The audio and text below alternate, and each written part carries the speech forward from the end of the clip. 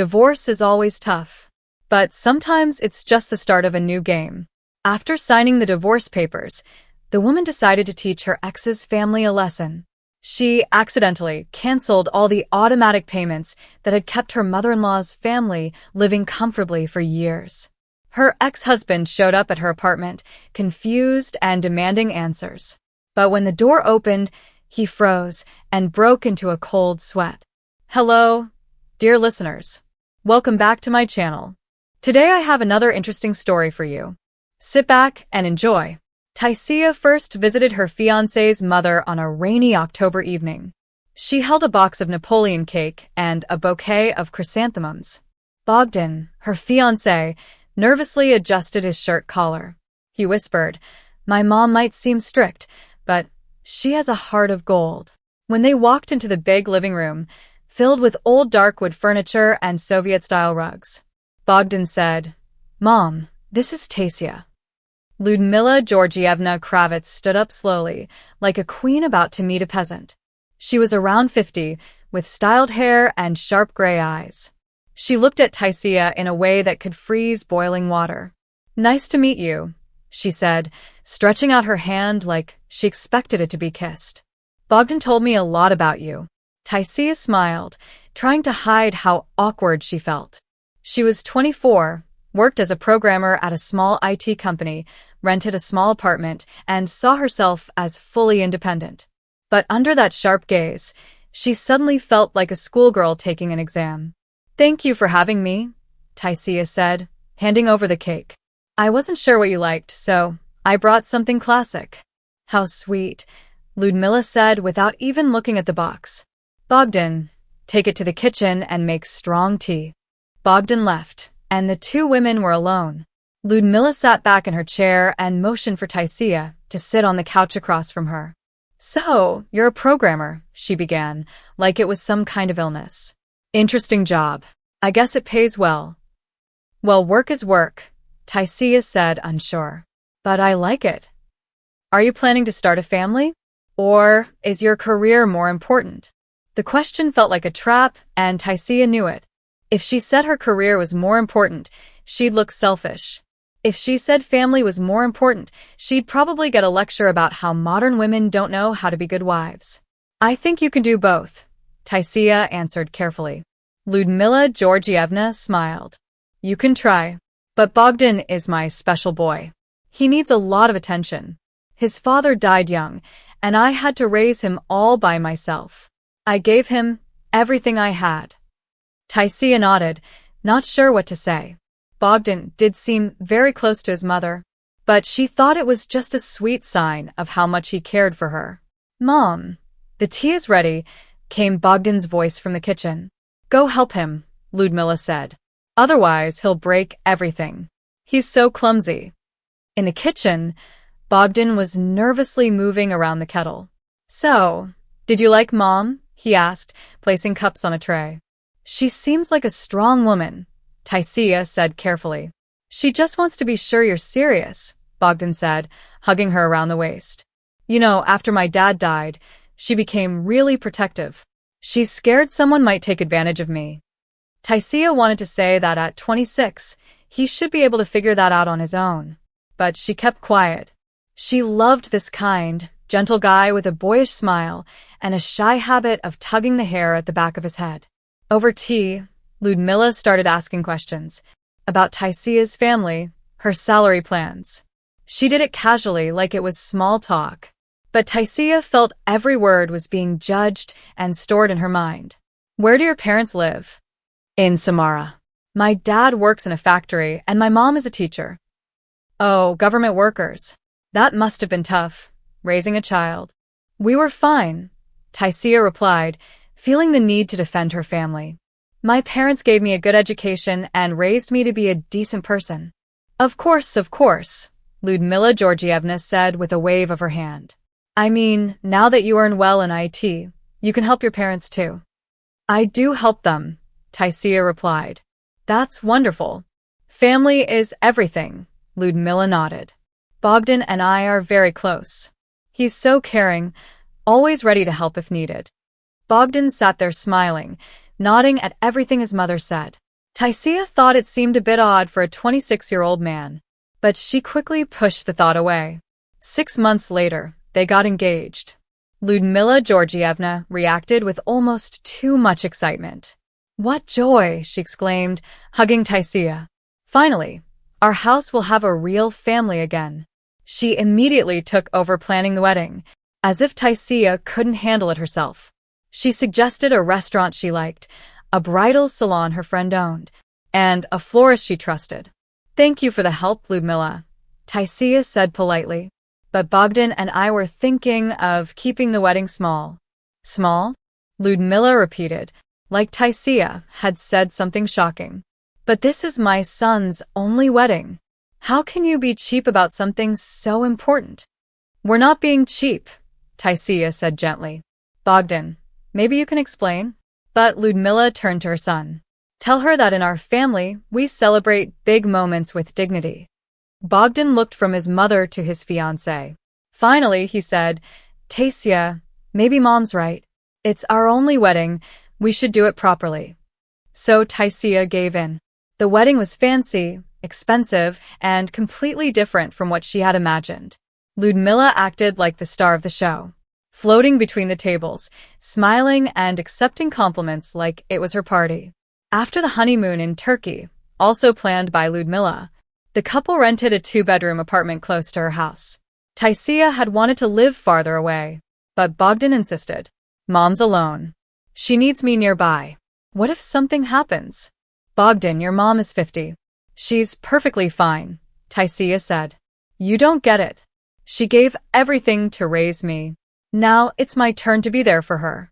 Lyudmila was thrilled about the apartment choice.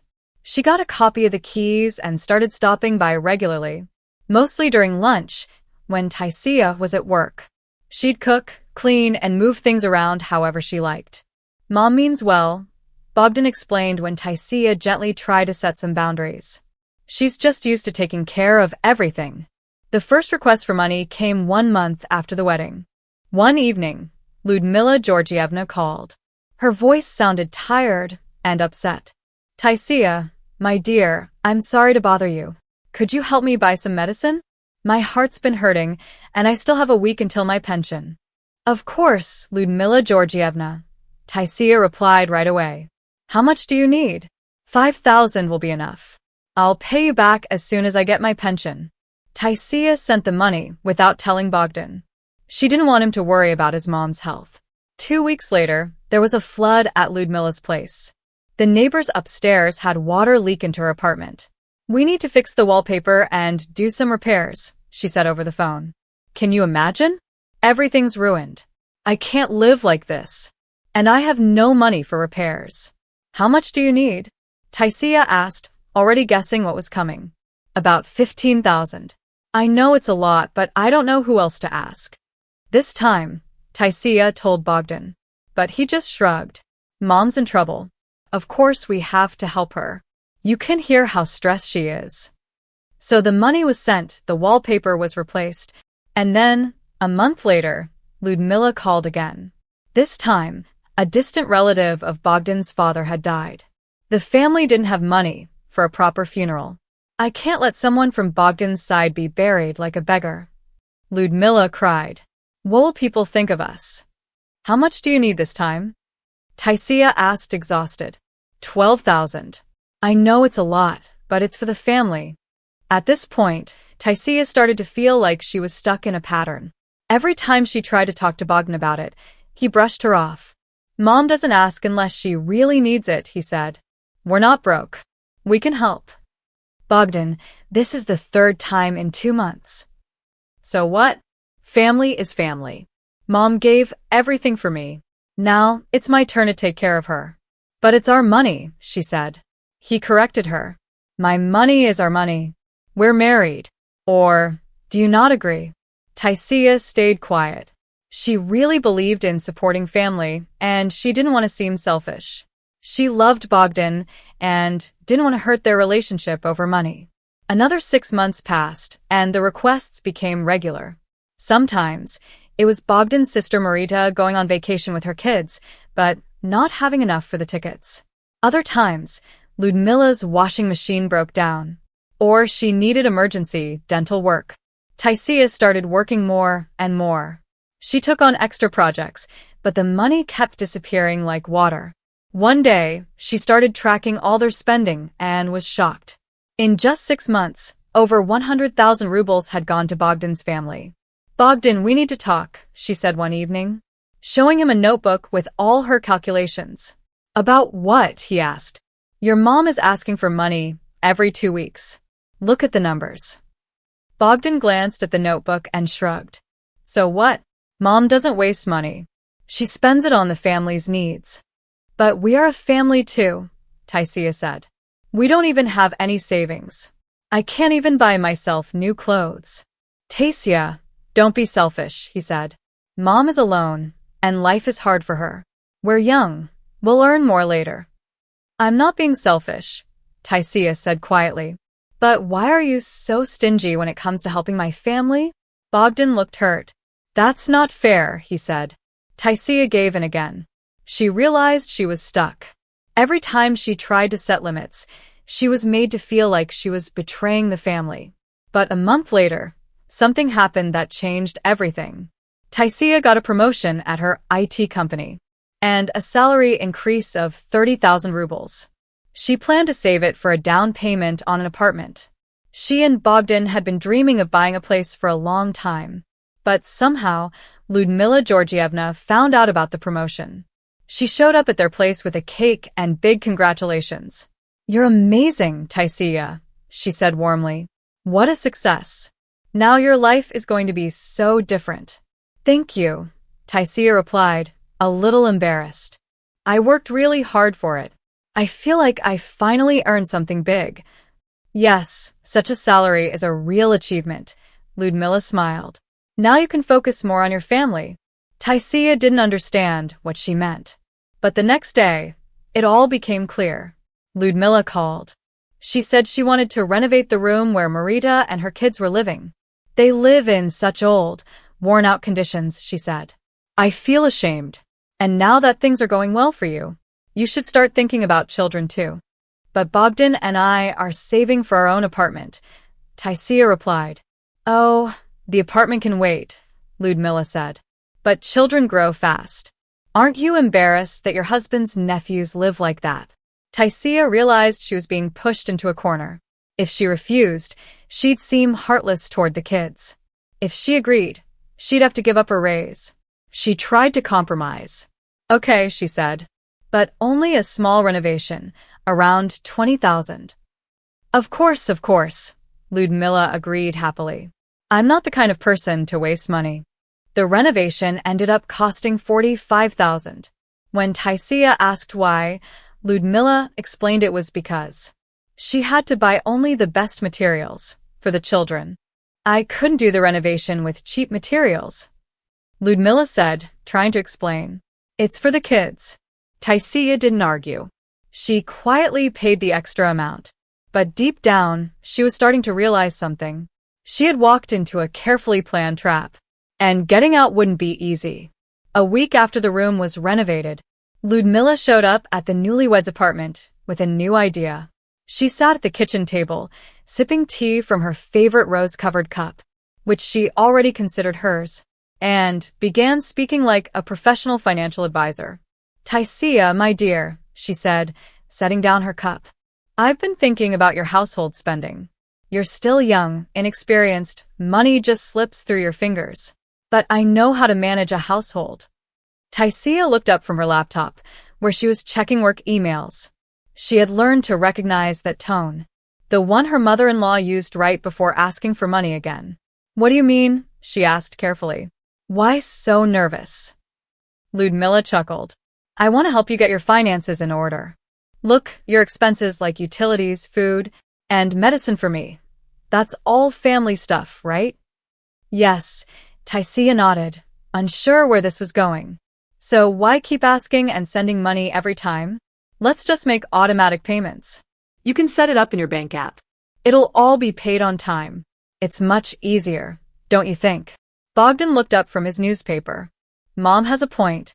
It would be convenient, Taisiya. You won't have to worry about sending money every few days. But how much would that be per month? Taisiya asked. Why are you always focused on money? Ludmila threw up her hands. We're family.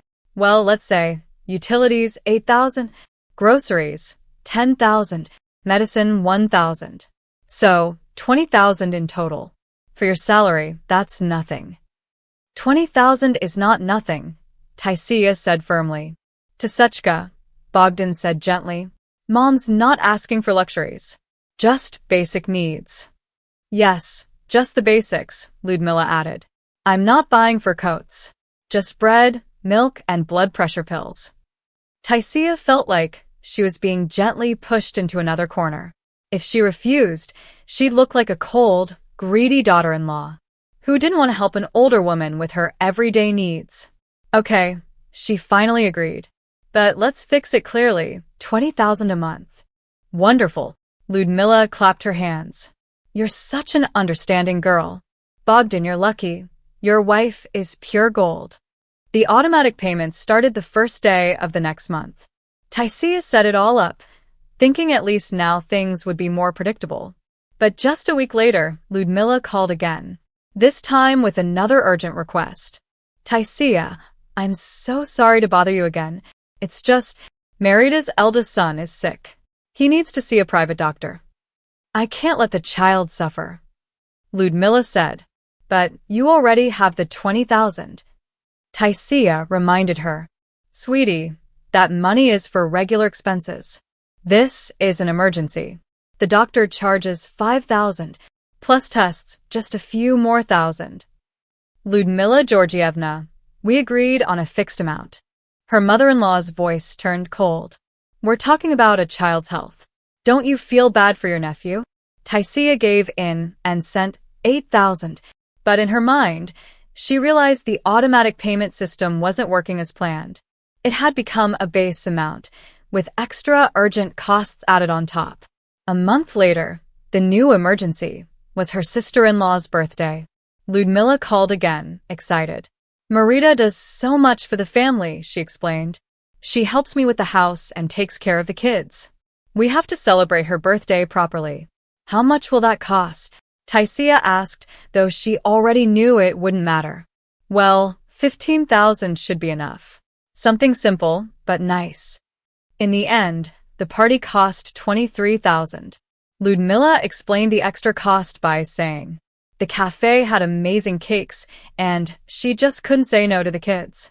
You should have seen how happy they were, she said. I couldn't ruin their day over a little money. By the end of the second month, Taisiya did the math. She had spent 47,000 on her husband's family, not the 20,000 they agreed on.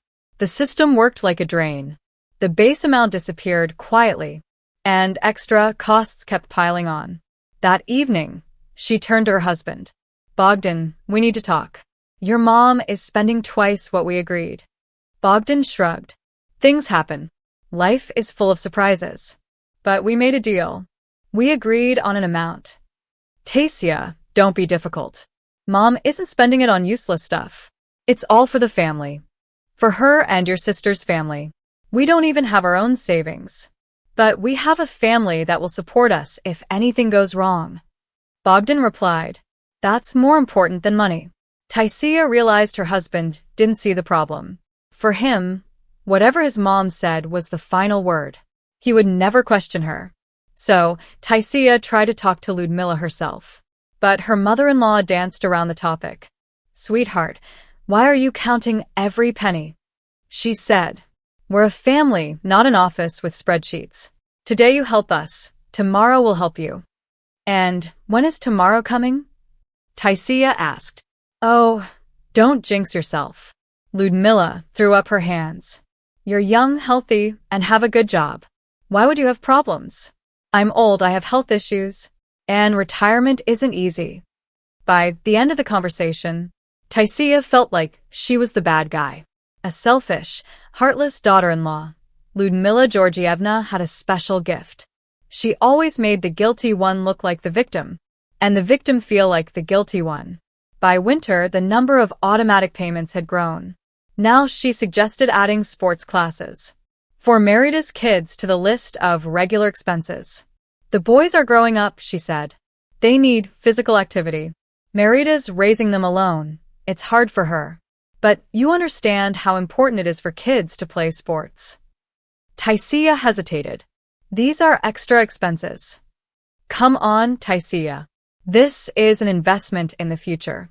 The boys will grow up, be successful, and thank you one day. That's what family is about. The sports classes cost $8,000 per month. Taisiya agreed. She didn't want to be the one denying kids the chance to play sports. A month later, English classes were added too.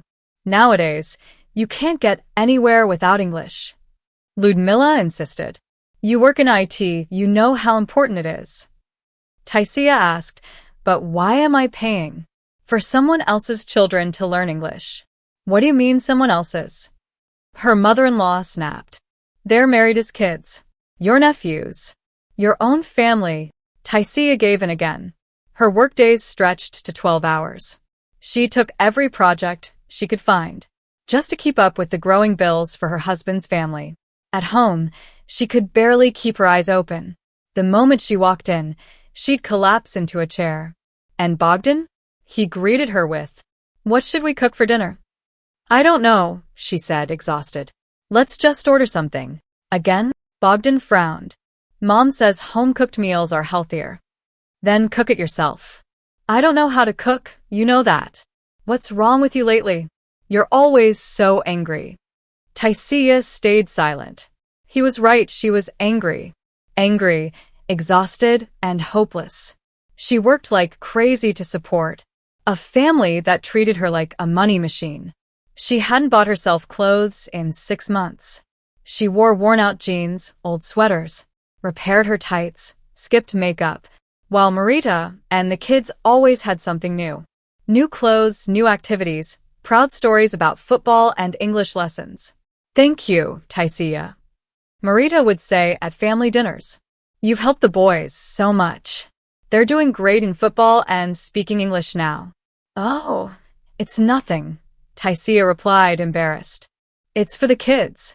You see how understanding our Taisiya is?" Ludmila said proudly. Not like some women who only think about themselves. Taisiya knew that was a jab at other selfish daughters-in-law. Maybe imaginary, maybe not. But somehow, she still felt guilty. Like she hadn't given enough. Then came the final straw. Planning the summer vacation. In March, Ludmila Georgievna announced she was planning a family trip to Turkey. "Kids need the sea," she said. "Marita needs a break too. She's been so tired this winter. And my doctor said I need a change of climate." "How much will it cost?" Taisiya asked, already expecting a huge number. "Well," said Ludmila, "for 4 adults and 2 kids to about 150,000. Maybe 170,000, depends on the hotel." "That's a lot of money," Taisiya said. "Taya, you understand this isn't something we do every year." Her mother-in-law replied gently. "Once a year, the whole family should go on vacation together." "But Bogdan and I aren't even going," Taisiya said. "What do you mean you're not going?" "Of course you are. You're part of the family." "I don't want to go to Turkey," Taisiya said. "I'd rather rest somewhere in Russia." "Oh, he doesn't want to go to Turkey." Ludmila threw up her hands.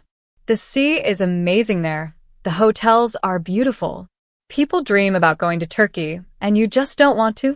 "I'm not saying Turkey is bad," Taisiya replied. "I just didn't plan to spend that much." "Taisiya," Bogdan finally spoke. "Mom's right. Sometimes the whole family needs to relax together. It brings us closer." "But why is the family relaxing on my money?" "Our money," Bogdan corrected her. "We're a family." "No, Bogdan. My money. You earn 20,000 a month. I earn 70,000. I pay for everything." "Taya, how can you say that?" Ludmila looked shocked. "Husband and wife are one. There's no your money or my money. It's easy to say that when I do all the work, and you spend it." "My God, the greed," Ludmila gasped, placing her hand on her chest. "Bogdan, are you hearing the way your wife talks to her mother?"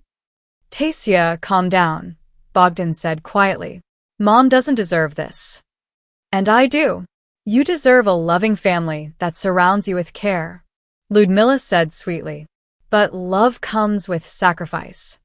Why am I the only one making sacrifices? Because you can. Her mother-in-law answered calmly. God gives responsibility to those strong enough to carry it. That's when Taisiya finally saw the truth. She was stuck in a perfectly crafted system.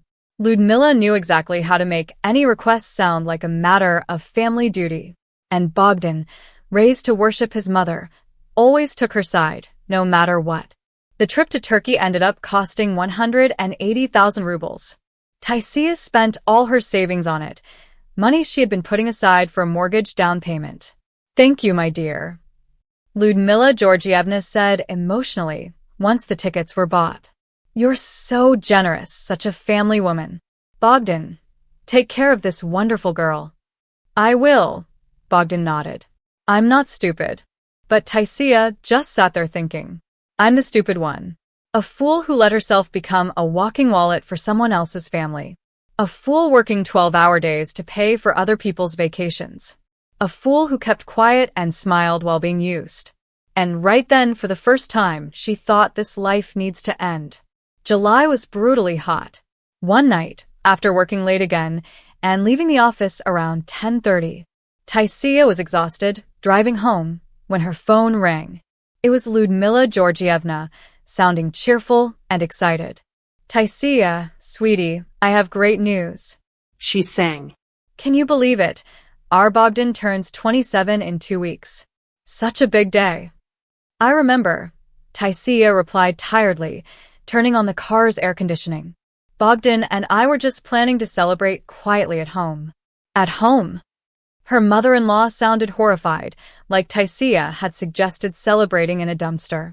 But this is my son's milestone birthday. We can't just sit at home. Bogdan's a grown man. Taisiya tried to explain. He's turning 27, not 18.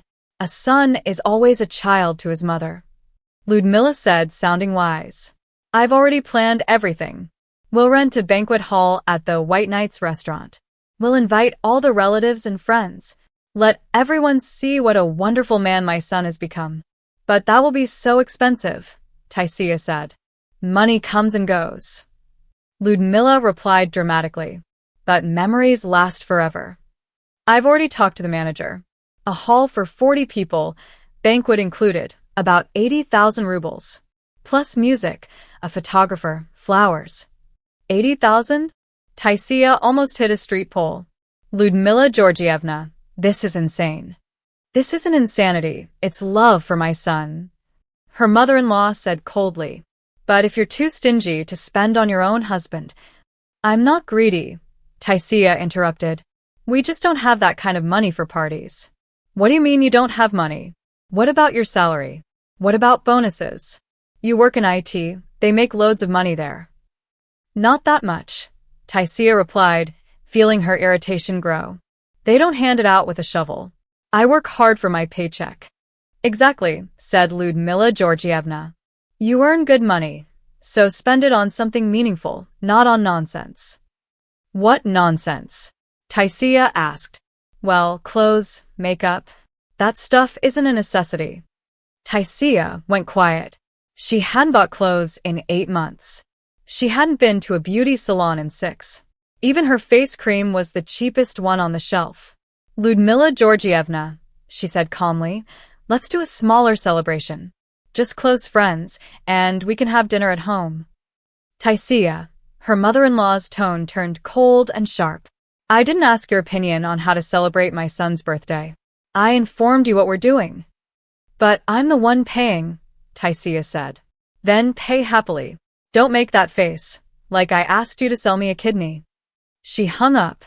Taisiya sat in the car and felt something inside her snap. Not bend, not creak, break. When she got home, she tried talking to Bogdan. But he was already excited. Taz. Mom told me about the birthday plans, he said, hugging her. Can you believe it? A big banquet. All the friends and relatives. We haven't had everyone together in ages. Bogdan, it's going to cost 80,000 rubles, Taisiya said quietly. We don't have that kind of money. What do you mean? What about your salary? He asked.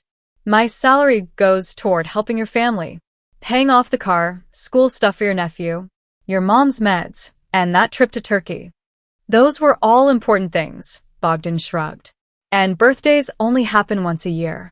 Bogdan, I'm tired, Taisiya said, sitting on the couch.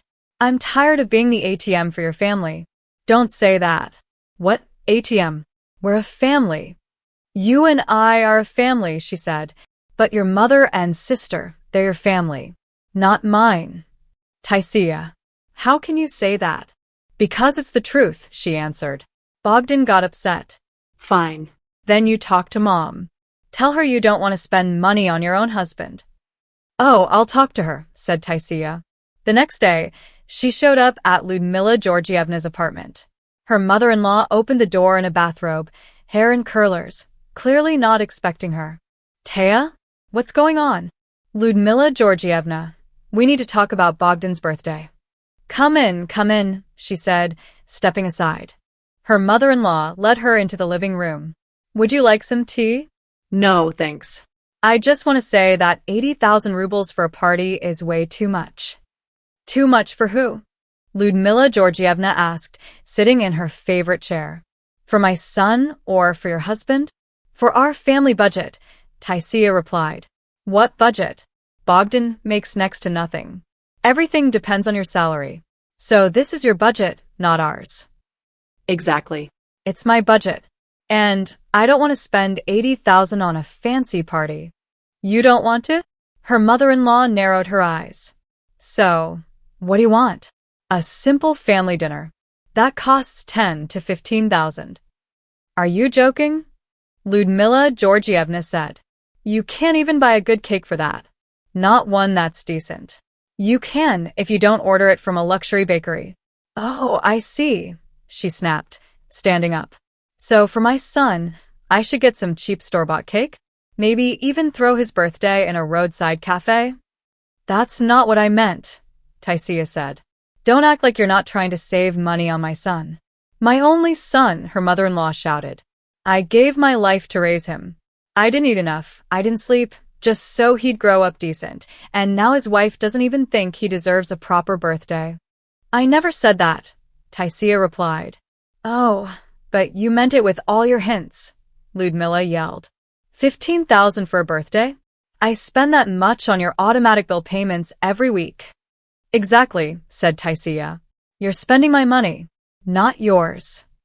Yours? Her mother-in-law froze and stared at her with disgust. So now it's yours? Not ours? Not the family's? Yes. Mine.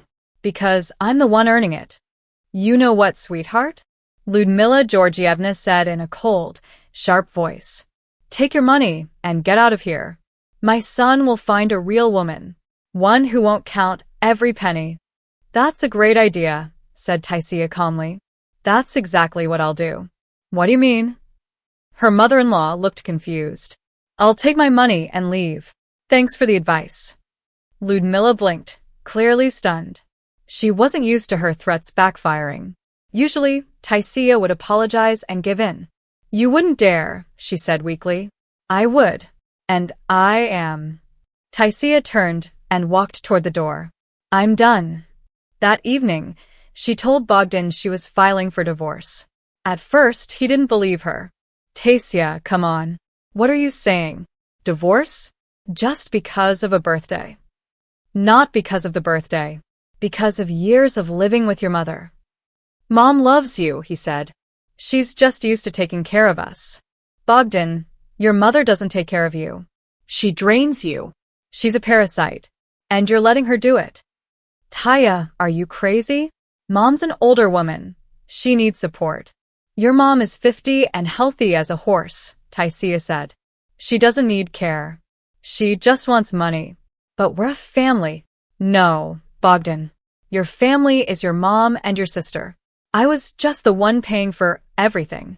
A week later, Taisiya submitted her divorce papers. Bogdan kept hoping she'd change her mind. But when he saw her signature on the documents, he knew it was real.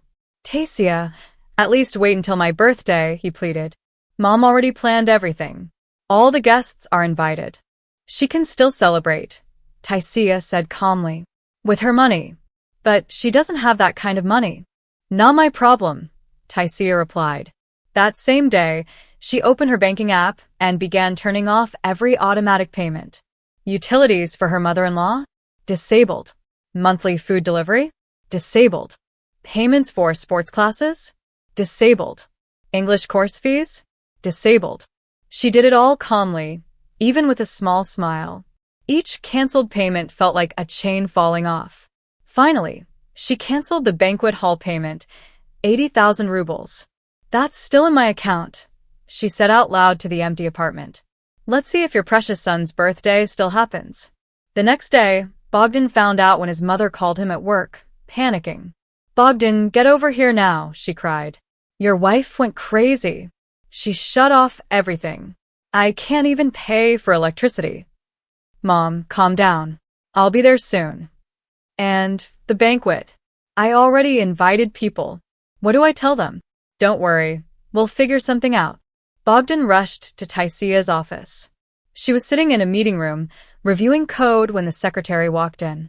Taisiya, your husband's here. He says it's urgent. Bogdan stepped into the room. We need to talk.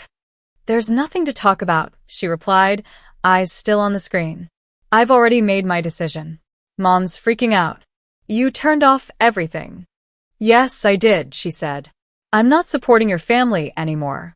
But what about the bills? Mom can't pay them. She can get a job. Or you can help her. Taisiya, I only earn 20,000 a month. That's not even enough for rent. Not my problem, she said, finally looking up. Figure it out. And her birthday? She already invited people. She can cancel it. Or host it at home. Taya, you can't do this to your family. I can. And I did, she said. Your family lived off me for 3 years. Now, let them live on their own. Bogdan tried to hug her, but she pulled away. Come on, let's make peace, he begged. I'll talk to Mom. She'll spend less. It's too late, Bogdan, she said. Way too late. He left quietly. Taisiya turned back to her computer. For the first time in 3 years, she felt free. On Friday, the day of the planned banquet, Ludmila Georgievna called Taisiya. Taisiya, I realize now that I was wrong, she said in a soft, regretful voice. Let's meet and talk like adults. There's nothing to talk about, Taisiya replied. What do you mean? We're family. I'm willing to make compromises. For 3 years you've been draining me financially, Ludmila. That ends now. But it's my birthday. Can't you just help this once? No. Taisiya, I owe the restaurant. They might sue me. Not my problem. Then just give me 5,000 rubles. Just something. Not a single penny. Ludmila hung up. Half an hour later, Bogdan called. Taisiya, Mom's crying. She says she's going to kill herself.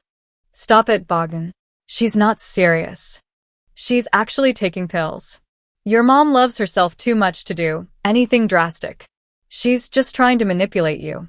How can you say that? Because I know her. Taya, at least give me something to cover a small birthday party. Just 10,000. I won't give you anything. Why not? Because it's over, Bogdan. For good. The birthday party was cancelled. Ludmila called all the guests and told them her daughter-in-law was greedy and heartless. Bogdan stayed home that night, getting pity calls from relatives. But Taisiya? She went to a fancy restaurant alone. She ordered oysters, something she had always wanted to try, but never could afford. Now, finally she could. The oysters were amazing. So was the taste of freedom. That first week after canceling all the automatic payments brought her something unexpected. Peace. On Saturday morning, she woke up and realized, for the first time in 3 years, that her weekend belonged to her. No more visits to her mother-in-law to clean the apartment. No more listening to endless health complaints. No more fake smiles at her sister-in-law, pretending to care about her kids' achievements. She went to the mall and bought herself new jeans, not the usual cheap ones, but designer jeans that fit her perfectly. Then she visited a cosmetic store and picked out a high-quality face cream. After that, she stopped by a bookstore and bought 3 novels she had wanted to read for years. And for the first time in a long time, Taisiya felt truly alive. Bogdan called in the evening. His voice sounded confused and upset. Taisiya, Mom's electricity got cut off, he said. She couldn't pay the bill. That's unfortunate, Taisiya replied, flipping through the pages of her new book. How sad. She's sitting in the dark. Then she can light some candles, Taisiya said calmly. Or she can pay her bill. She doesn't have any money. Then she should get a job. Taisiya, she's 50 years old. Who's going to hire a woman with no experience?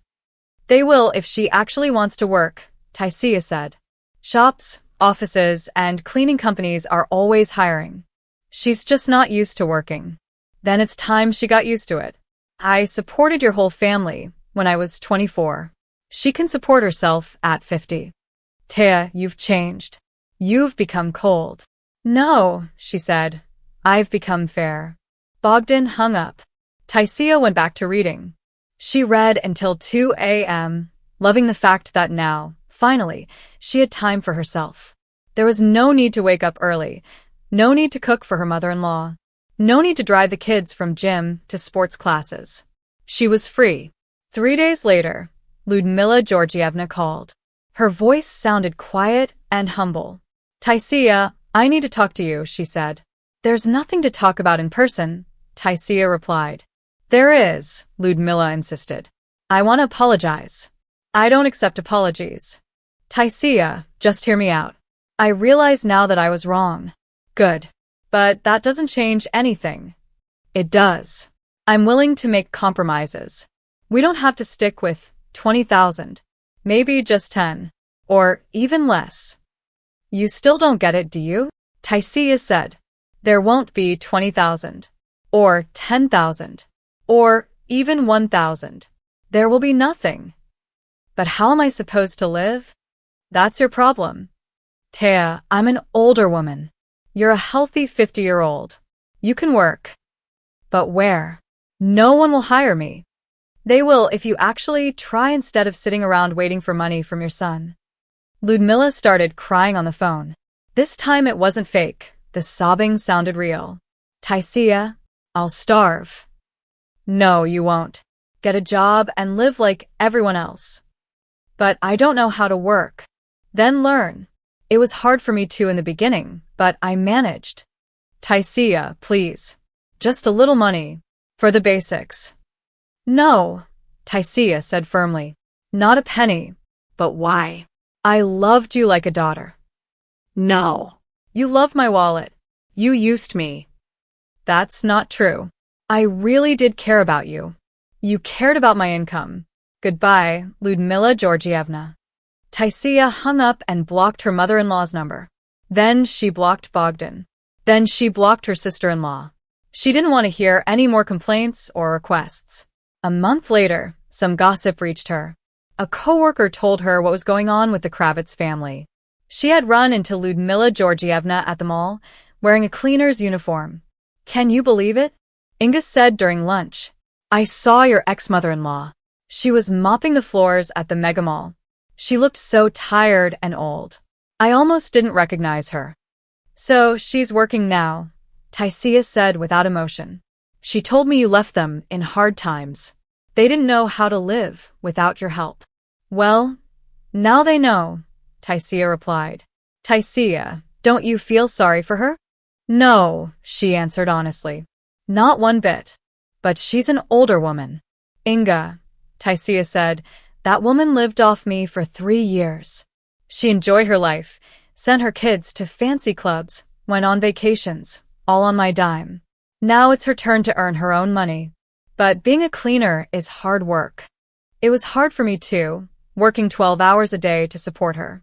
She didn't care back then. Inga went quiet. She understood Taisiya was right, even if it felt harsh. A month later, Taisiya ran into Marita, the family gossip, at a cafe. She was sitting with her kids, drinking cheap tea and nervously smoking. Taisiya, she said, surprised. It's so good to see you. Hello, Marita, Taisiya said politely. Listen, maybe we should talk? Marita said, putting out her cigarette. I wanted to meet you. What is there to talk about? Well, it's about everything going on. Mom's struggling as a cleaner. She can barely make ends meet. The boys had to quit their sports and English classes. They're really upset. Then find something else for them, Taisiya replied calmly. But they were used to that life. And Andre was doing so well in football. Marita, Taisiya said patiently, your children are not my children. Their education and activities are your responsibility, not mine. But you used to help us. We got used to it. You got used to living off someone else. Now you need to stop. Taisiya, don't you feel bad for the kids at all? I feel bad for kids who grow up in a house where they're taught it's normal to live off other people. That's a bad example. But we're still a family, Marita said. Bogdan is your husband. Bogdan is my ex-husband, Taisiya replied. And being family doesn't give anyone the right to live off me. Marita started crying. This time the tears were real, from pure hopelessness. Taya, please just help a little. At least for the kids. No, Taisiya said firmly. Not for the kids. Not for anyone. You all need to take care of yourselves. But how? Like everyone else does. Get a job. Save money. Plan a budget. But I don't know how. Then learn. Taisiya walked away, leaving Marita crying at the table. She knew some people might say she was being cold, but she didn't care. No one cared when they were being cruel to her for 3 years. Now it was their turn to figure life out on their own. Meanwhile, Bogdan wasn't giving up. He found her new number and kept calling, sometimes to beg, sometimes to threaten. Taz, Mom is sick, he said one day. The doctor said it's from stress at work. She needs treatment. Then let her get treatment, Taisiya replied. It's free at the clinic. But the clinic has long lines and bad doctors. That's what you can afford. If she wants better, let her pay for it. Taya, you've become so heartless. No. I've become realistic. Mom says you're killing her. Your mom is being dramatic. Work won't kill her. It might even make her healthier. She's not old. But she's 50. Exactly. She's not old. That's a strong working age. Taisiya, come back. We'll talk. We can figure something out. I will never come back. But I love you. No, Bogdan. You loved having a convenient wife who supported your whole family. You didn't love me. That's not true. It is. If you really loved me, you would have protected me from your mother. But you stayed silent. I just didn't want to fight with her. Exactly. Your mom was more important to you than your wife. So now, go live with your mom. Bogdan hung up. But a week later, he called again. Taisiya, I have news, he said. I met someone. Her name is Alla. She's divorced and has 3 kids. Congratulations, Taisiya said, completely uninterested. Your mom's about to get a new cash cow, Taisiya said. Don't say that, Alla's a good woman. She just doesn't know what she's gotten into yet. Taisiya, are you mad that I'm dating someone? No. I don't care who you date. I've moved on. But we were happy. No, Bogdan. Your family was happy, at my expense. Taisiya, please. Don't call me again.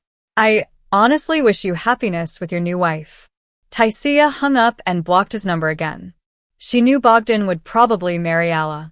And honestly, she felt sorry for the poor woman. She was walking right into the same trap Taisiya had escaped. 6 months passed. Taisiya bought a brand new car, not a used one like before, but fresh from the showroom. She renovated her apartment, the one she could finally afford to buy herself. She took that vacation to Italy she'd always dreamed of. Later, she met Andre, a programmer from Moscow who worked at an international company. They spent evenings together walking through old streets, drinking wine in cozy cafes. Andre was confident and independent. He didn't have a mother who demanded constant support. You know, he said one evening over dinner, I never get men who let their parents run their marriage. Why not? Taisiya asked. Because it's childish. An adult should build his own life. If your parents need help, help them, sure. But don't make your wife the family's bank account. Taisiya smiled. Finally, she had met a man who knew the difference between real support and being used. A year later, Taisiya ran into Ludmila Georgievna, her ex-mother-in-law, at the supermarket. The woman was still wearing a cleaner's uniform, picking out the cheapest groceries. She looked tired, older, and worn out. Her eyes were dull. Their eyes met. Ludmila looked at her with open hatred, but didn't dare say anything. Taisiya just gave her a polite nod and kept walking. She didn't feel proud. She didn't feel sorry. She just felt nothing towards the woman who had once made her life miserable. Taisiya bought good wine, fine cheese, and seafood. Andre was coming over, and she wanted to make a special dinner. As she left the store, she saw Ludmila getting on an old bus with second-hand bags. That powerful, bossy woman was gone. Now she was just a tired person who had finally learned her lesson. Taisiya got into her new car and drove home.